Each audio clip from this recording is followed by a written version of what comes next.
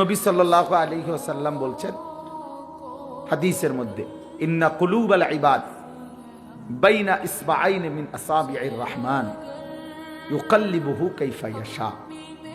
নিশ্চয়ই বান্দার অন্তর আল্লাহ পাকের কুদরতি দুই আঙ্গুলের মাঝে, এরকম দুই আঙ্গুলের মাঝে, আর সেই কলব অন্তর আল্লাহ তাআলা ইউকাল্লিবুহু কাইফা ইয়াশা, যেভাবে ইচ্ছা সেভাবে উলট পালট করতে পারেন। এজন্য আল্লাহ পাক যদি দিল বদলে দেয়, উল্টে দেয়, তো আর কোনো দিন হেদায়েতের রাস্তা সে পাবে না, আর কোনো দিন আলোর পথ পাবে না। দুনিয়া ভোগ করতে পারবে জন্তু জানোয়ারের মতো, হাইওয়ান কুকুরের মতো, কিন্তু আলোর সন্ধান, কল্যাণের সন্ধান, নিজের ভালো, নিজের কর্তব্য, নিজের করণীয়, কোন পথে হেদায়েত, কোন পথে কল্যাণ, কোন পথে আলো, সেটা আর মিলবে না। কোরআন শরীফে আছে, ওয়ামান ইউদলিলিল্লাহু ফামা লাহু মিন হাদ।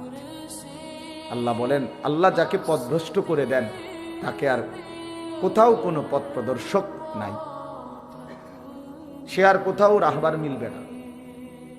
ফামান লাম ইয়াজআলিল্লাহু লাহু নূরান ফামা লাহু মিন নূর।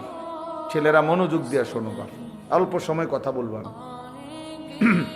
আল্লাহ তাআলা বলেন, আল্লাহর আলো যে পেল না, ফামা লাহু মিন নূর, তার জন্য আর কোথাও কোনো আলো নাই।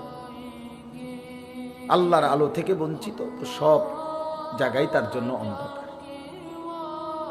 আল্লাহ তাআলা কোরআনুল কারীমের মধ্যে বলছেন, যারা নাফরমানি করছে তাদের সারা জিন্দিগির যাবতীয় কাজকর্ম কারামাদিন ইশতাদ্দাত বিহির রিহু ফি ইয়াউমিন আসিফ, ওই রকম ছাইয়ের স্তূপের মতো, যেখানে কোনো ব্যক্তি ছাই, ছাই বোঝেন তো না, চুলার লাকড়ির ছাই, ছালি আর কি, যেটা এই ছাইয়ের স্তূপ দিছে রাস্তার এখানে, মনে করে অনেক ছাইয়ের স্তূপ, হঠাৎ করে একটা জোরে বাতাস আসছে, এক বাতাসে ছাই উড়ে ছিন্ন ভিন্ন হয়ে গেছে, আর কোনো নাম নিশানা নাই।